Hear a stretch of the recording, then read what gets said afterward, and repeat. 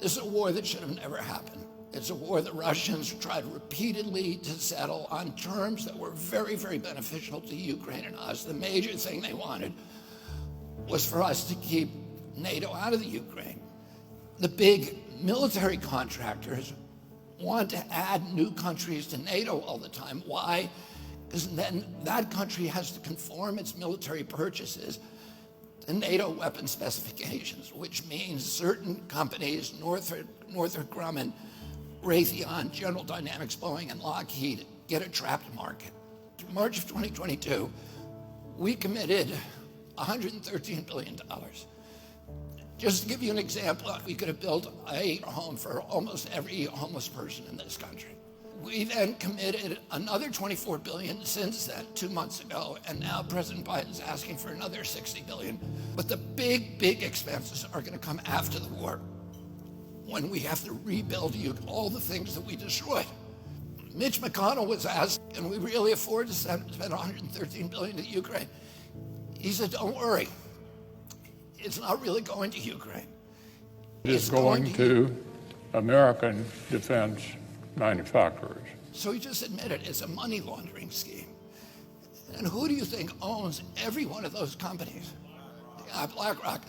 So Tim Scott, during the Republican debate, said, don't worry, it's not a gift to Ukraine, it's a loan.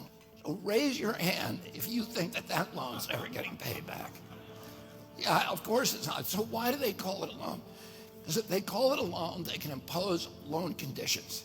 And what are the loan conditions that we impose on?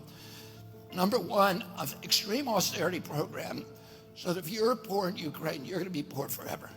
Number two, most important, Ukraine has to put all of its government-owned assets up for sale to multinational corporations, including all of its agricultural land, the biggest single asset in Europe.